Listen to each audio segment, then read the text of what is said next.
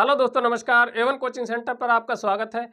हम UP police के previous year के पेपर सॉल्व कर रहे हैं और आज हम 28 जनवरी 2019 के फर्स्ट शिफ्ट का पेपर सॉल्व करेंगे। तो आइए शुरू करते हैं। क्वेश्चन नंबर 1, इसमें कह रहा है वह छोटी से छोटी संख्या ज्ञात करो जिसके द्वारा 1200 को एक पूर्ण वर्ग बनाने के लिए गुणा किया जाना चाहिए। वो क्वेश्चन में ये पूछना चाह रहा है कि ये हमारे पास 1200 है, इसमें कितने से गुणा करें कि वह यह पूर्ण वर्ग बन जाए। अभी फिलहाल में पूर्ण वर्ग नहीं है, ठीक। तो ये क्वेश्चन में पूछ रहा कि वो गुणा कितने से करनी है। अब वो कैसे पता करेंगे, पहले देखो आप इसके टुकड़े करो। ये दिख रहा है इसमें 2 जीरो है, तो 12 गुणा 100, 12 गुणा 100 होगा 1200। तो ये जो 100 है ये तो पूर्ण वर्ग है क्योंकि ये है 10 का वर्ग। 10 गुणा 10, 10 का वर्ग 100 होता है। अब ये 12 पूर्ण वर्ग बनाना है, ठीक। तो इसमें इसके फिर से टुकड़े कर लो, फिर से टुकड़े करें। 2 गुणा 2 गुणा 3, 2 दूनी 4 तिया 12। अब इसमें आप देख रहे हो कि ये जो 2 है ये भी पूर्ण वर्ग है क्योंकि इसमें भी 2 गुणा 2 हो रहा है। तो ये 3 पूर्ण वर्ग नहीं है। तो अगर इसमें एक 3 और आ जाए, गुणा 3 और हो जाए, तो ये पूरी संख्या पूर्ण वर्ग बन जाएगी। और यही तो पूछ रहा है कि इसमें कितने से गुणा करें कि पूर्ण वर्ग बन जाए। तो 3 से गुणा करनी पड़ेगी और ये इस सवाल का आंसर है। ये ऑप्शन नंबर बी है। क्वेश्चन नंबर 2 में क्या कह रहा है, ये दे रखा है इसका मान ज्ञात करो। तो इसका मान ज्ञात करने के लिए इसको इधर से सॉल्व करते हैं, ठीक। पहले इसको देखो सिंगल, ये क्या है, ये है √64।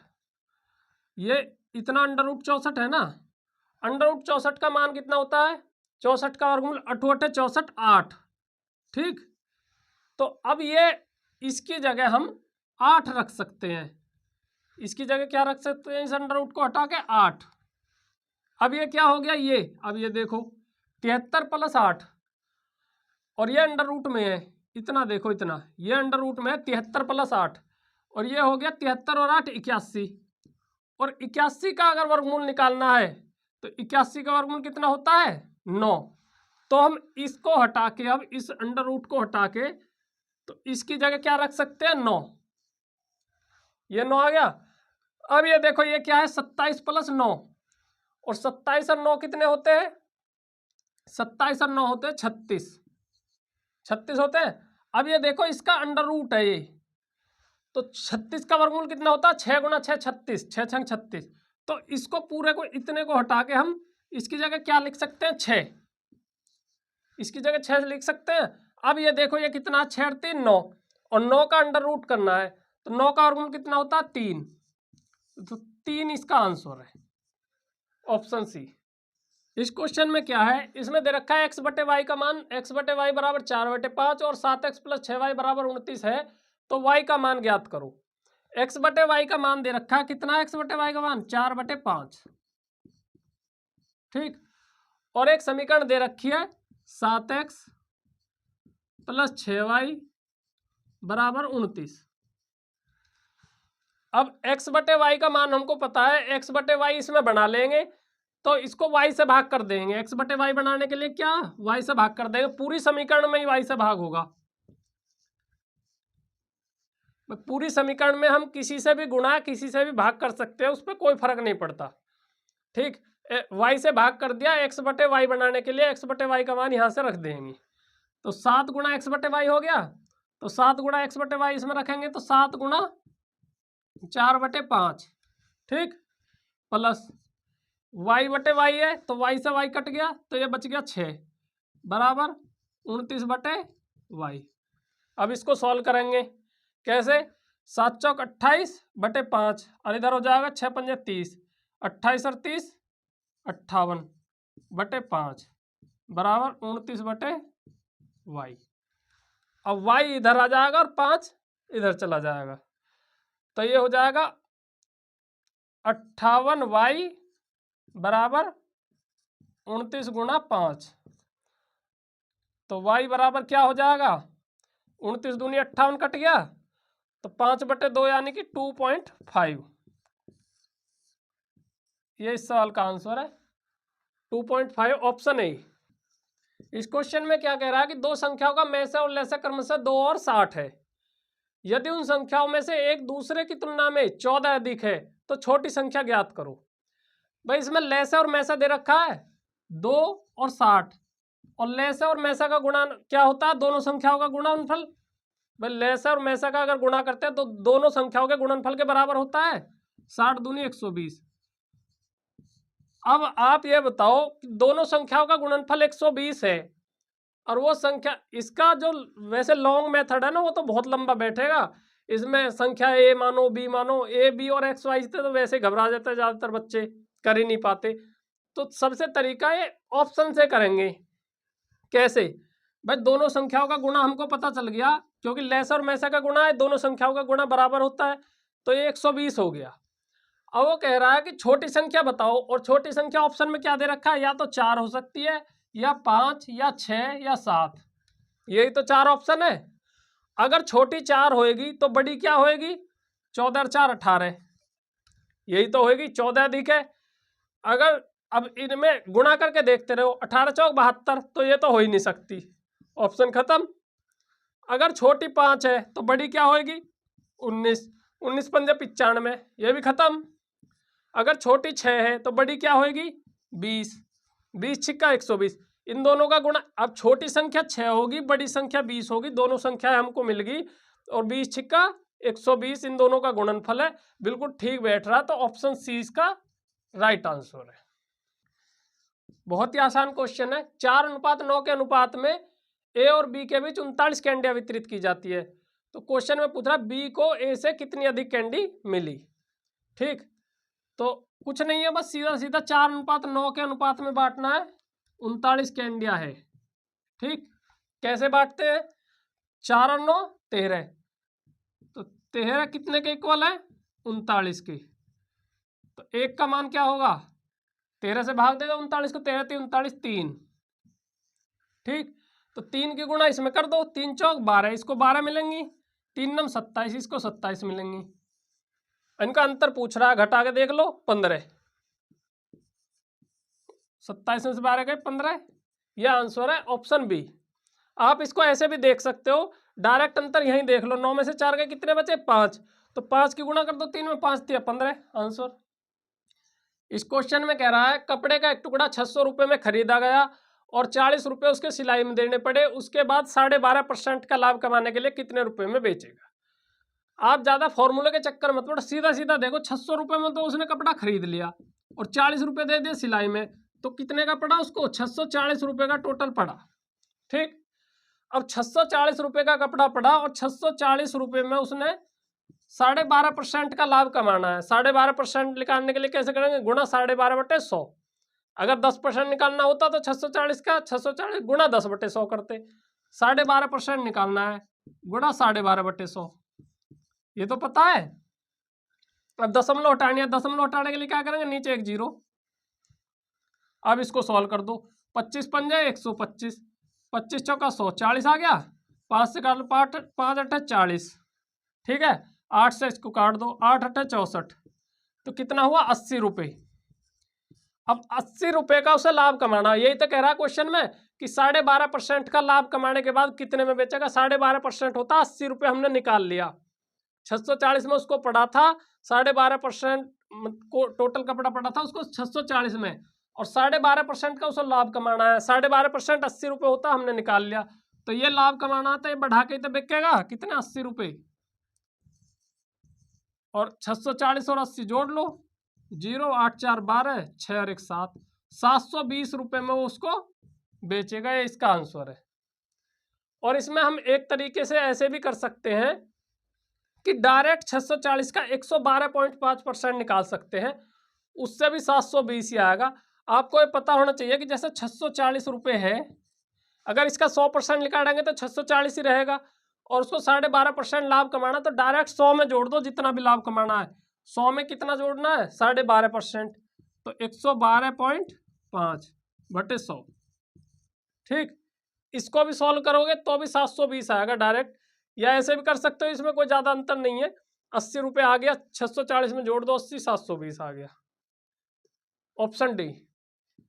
क्वेश्चन में कह रहा है एक वस्तु 2500 रुपये में खरीदी गई, दुकानदार इस पर 12% की छूट की अनुमति देता है और फिर भी 10% का लाभ प्राप्त करता है। तो वस्तु का अंकित मूल्य ज्ञात करो। आप मुझे ये बताओ, वस्तु खरीदी कितने में है? 2500 रुपये में।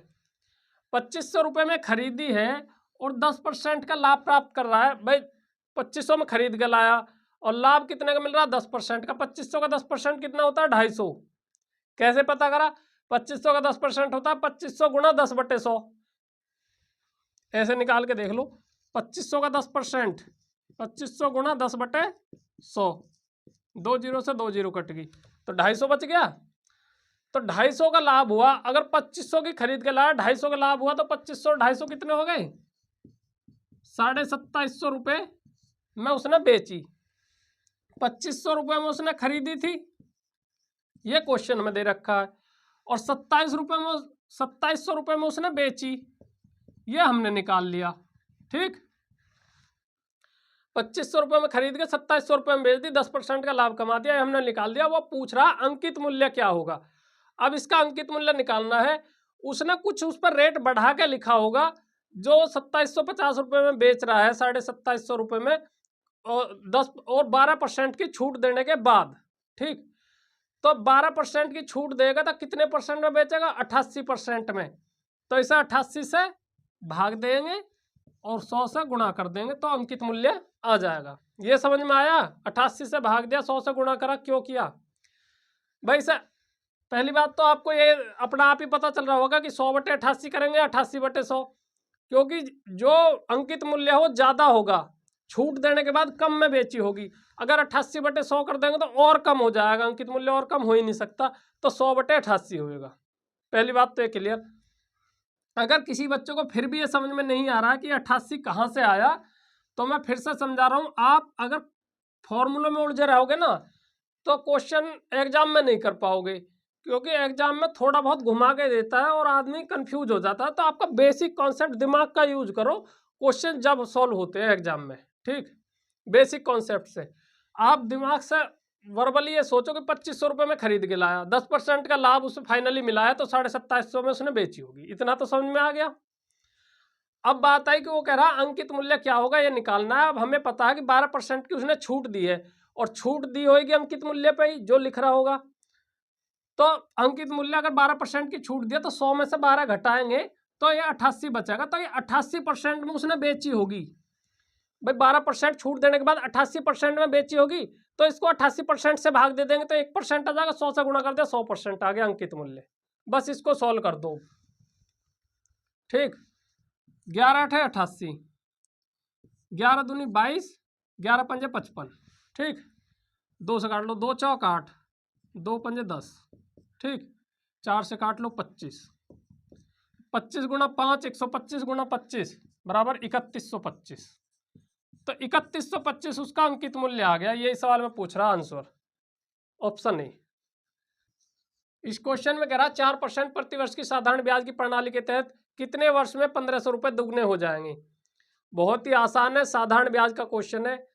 मैंने आपको बताया कि आप अपने माइंड का यूज करके बेसिक कॉन्सेप्ट से क्वेश्चन को सॉल्व किया करो। बिल्कुल फॉर्मूले पे मत टिके रहो। अगर फॉर्मूले पे टिके रहोगे तो एग्जाम में तो आप बिल्कुल नहीं कर पाओगे फिर सवाल।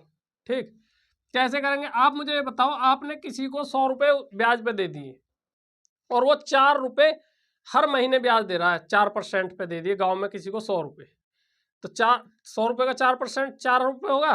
4 रुपये हर महीने दे रहा है, तो ये डबल करने हैं आपको। तो अगर वो 25 महीने तक आपको ब्याज देगा, 25 चौक 100, तो आपके पैसे डबल हो गए। तो अगर 4 रुपये हर साल देगा तो 25 साल में डबल हो जाएंगे। और यही तो पूछ रहा कितने समय में पैसे डबल होंगे। ये इस सवाल का आंसर है। आपने बिल्कुल बेसिक से निकाल दिया।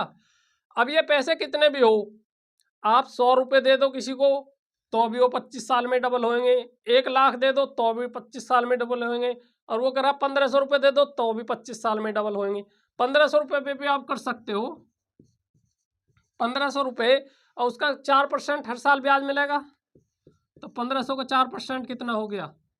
15 चौको 60 रुपये। अब 60 रुपये ब्याज मिलेगा और 1500 रुपये ब्याज लेना है, और हर साल 60 रुपये मिल रहा है। तो 60 से भाग दे दो तो कितने समय में मिलेगा? 0 0 कट गई, 6 एकम 6, 6 दूनी 12, 3 6 5 30, तो 25 साल आ गया ना। तो 25 साल में पैसा डबल हो जाएगा। ये इस सवाल का आंसर है ऑप्शन सी। इस क्वेश्चन में कह रहा है ए बी सी के बीच 1152 रुपये का नुकसान 7 8 9 के अनुपात में विभाजित किया जाना चाहिए, तो ए का हिस्सा क्या है। भाई नुकसान हो या फायदा हो, अनुपात में बंटवा सकता है। अनुपात का सवाल मैंने अभी बताया भी था, इसी पेपर में आया था एक और सवाल। इसमें बस 3 अनुपात है, 7 8 9। ठीक, इस अनुपात में बांटना है कितने को, 1152 को। कैसे करेंगे, 7 और 8 15, 15 9 24, तो 24 की वैल्यू कितने के बराबर है, 1152 के। तो एक कितने के बराबर है, कैसे करेंगे, 1152 बटे 24, काट दो। 24 2 48, 24 72, 24 चौक 96 और 24 8 192, तो 48 आ गया। अब 48 की गुणा किसकी पूछ रहा है, ए का हिस्सा पूछ रहा है, तो 48 की गुणा 7 में कर दो। ए ये है, बी ये है, सी ये है, तो ए का पूछ रहा है तो 7 में गुणा होएगा ना, 7 में गुणा करो 48 की। 7 8 56, 7 चौक 28 और 5 33, तो 336 ऑप्शन ए इसका आंसर है। इस क्वेश्चन में कह रहा है ए बी सी ने 50,000 रुपये लगाकर कोई कारोबार शुरू किया और बी ने सी की तुलना में 6,000 रुपये अधिक लगाए, ए ने बी की तुलना में 2,000 रुपये अधिक लगाए। यदि कुल लाभ 10,000 रुपये का हो तो ए का हिस्सा क्या होगा। ठीक, कैसे करेंगे भाई, ए बी सी का अनुपात अगर हमें पता लग जाए तो ए का हिस्सा निकल जाएगा। भाई 10,000 रुपये अगर उनको लाभ हुआ है टोटल, और ए बी सी का हमें अनुपात पता लग जाए तो ए का हिस्सा निकाल लेंगे फिर तो, जैसे इससे पहले सवाल में निकाला था। अब ये कह रहा है कि ए बी सी क्वेश्चन में पढ़ते चले जाओ और करते चले जाओ। कैसे, बी ने सी की तुलना में 6,000 रुपये अधिक लगाए। अगर सी ने x रुपये लगाए तो बी ने कितने लगाए, x + 6,000, इससे 6,000 रुपये अधिक लगाए। उससे आगे कह रहा है ए ने बी की तुलना में 2,000 रुपये अधिक लगाए, ए ने बी की तुलना में 2,000 अधिक, याद इनने 6,000 x + 6,000 लगाए तो इसने x + 8,000 लगाए हैं। इतना समझ में आ गया। अब ये देख लो आप, इसने तो 8,000 और इसने 6,000, ये एक्स्ट्रा लगाए, नहीं तो फिर अगर इनको हटा दे तो फिर x x x रह जाएंगे, तीनों के बराबर रह जाएंगे। तो 50,000 में से 8 और 6 14,000 घटा लो, 50,000 में से 14,000 घटा लो तो कितने बचे, 36,000, 36,000 रुपये बचे। अब 36,000 तो x x x तीनों की वैल्यू आ जाएगी, 12 3 36, 12,000, यानी कि इसने लगाए हैं 12,000। सी क्या आ गए, इसने कितने लगाए, 12 और 6 18,000, इसने कितने लगाए, 12 और 8 20,000। यह आगे समझ अनुपात कैसे निकला है। बस अब इसको काट दो, 3 0 से 3 0 कट गई, 3 0 कट गई, 2 से काट दो, 2 2 20, 2 9 18, 2 6 12, 10 9 और 6 के अनुपात में इन्होंने पैसे लगाए और इसी अनुपात में इनको अब लाभ भी बटेगा। तो लाभ 10,000 का हुआ है तो बांट दो। कैसे बांटेंगे, 10 अनुपात 9 अनुपात 6 के अनुपात में 10,000 को, 10 और 9 19, 19 और 6 25। अगर 25 की वैल्यू कितनी है, 10,000, तो एक की कितनी होएगी, 10,000 बटे 25, 25 चौका 100, 400। जब एक की वैल्यू 400 आ गई हमारे पास और एक ही पूछ रहा है और ए का मान कितना है 10, तो 10 गुणा 400 बराबर 4,000। ये इस सवाल का आंसर है ऑप्शन डी। औसत का कितना आसान सवाल है। एक पंसारी 4 महीने में कर्म से इतने इतने रुपए की बिक्री करता है और 3500 रुपये का औसत बिक्री प्राप्त करने के लिए 5वें महीने में उसे कितने की बिक्री करनी होगी, ये पूछ रहा है। अब मुझे बताओ, अगर 3500 रुपये की उसे औसत बिक्री प्राप्त करनी है तो 5 महीनों में 3500 रुपये की, तो टोटल कितने की बिक्री होनी चाहिए, 3500 गुणा 5 बराबर 17,500। ठीक, ये आया समझ में, ये उसी फॉर्मूले से आया है। औसत बराबर होता है कुल योग बटे कुल संख्या। औसत अगर नहीं समझ में आया तो यहां समझा रहा हूं, फिर से देख लो। औसत बराबर कुल योग बटे कुल संख्या, ये फॉर्मूला औसत का। तो औसत इसमें दे रखा कितना, 3500 बराबर कुल योग, कुल योग हमें ज्ञात करना है। कुल योग ही तो ज्ञात किया हमने, कितने की बिक्री होनी चाहिए, कुल योग ज्ञात करना है बटे कुल संख्या।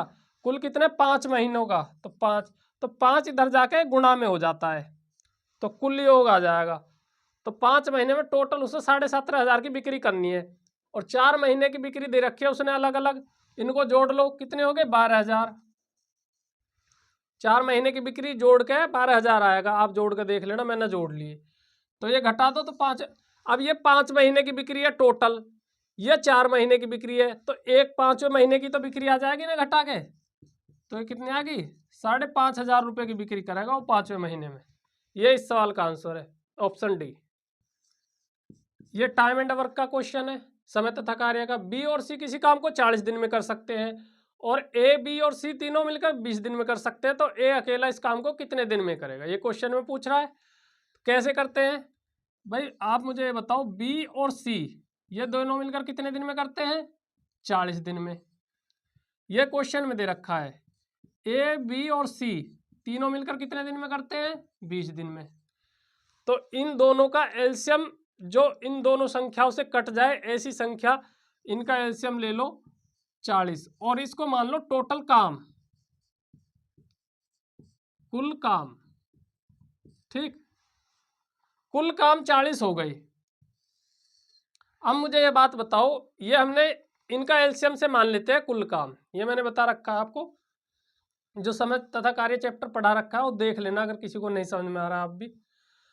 अब 40 काम बी और सी 40 दिन में किसी काम को करते हैं, और टोटल काम हमारे पास 40 है।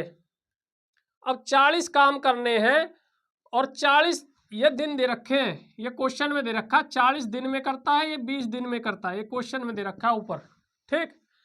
अब 40 दिन में 40 काम करते हैं कोई आदमी, बी और सी मिलके, तो एक काम डेली करेंगे ना, तो एक काम करेंगे डेली बी और सी मिलके, ठीक। ये दोनों मिलकर एक काम करते हैं डेली, यहां तक आया समझ में। अब ए, बी, सी मिलके देख लो, अब 40 काम है टोटल, और 20 दिन में काम को निपटा देते हैं। 40 काम 20 दिन में निपटाने, तो 2 काम डेली करने पड़ेंगे ना, 40 बटे 20 दूनी 40, 2, तो ये 2 काम डेली करते हैं, ए, बी और सी, ए, बी और सी 2 काम डेली करते हैं, ठीक। अब ए का पूछ रहा है, तो ए, बी, सी ये तीनों मिलकर तो 2 काम डेली करते हैं, बी और सी 1 काम करते हैं। तो अगर ए, बी, सी इन तीनों के काम में से इसको घटा देंगे, ए, बी, सी में से बी, सी को घटाएंगे, तो एक ही तो काम बचेगा। यानी कि आप और वर्बली भी देख लो ये, कि ये 3 आदमी हैं, ए, बी, सी, ये 2 काम डेली कर रहे हैं, और एक काम तो बी और सी मिलके कर रहे हैं डेली, तो ए अकेला एक काम कर रहा है डेली। अब ए अकेला एक काम डेली करता है, टोटल काम कितने हैं, 40, और 40 काम है, और एक काम डेली करेगा तो कितने दिन में लगेंगे, 40 दिन में वो पूरा कर लेगा काम। ये इस सवाल का आंसर है, ऑप्शन डी। समझ में, एग्जाम में लिमिटेड समय होता, तो इसी तरह आप सारे सवाल एग्जाम में सॉल्व कर सकते हैं। और वीडियो अगर आपको अच्छी लगी हो तो लाइक करें, और वीडियो को शेयर करें, जिससे और लोगों को भी फायदा मिले, और चैनल को सब्सक्राइब कर लें। Thank you.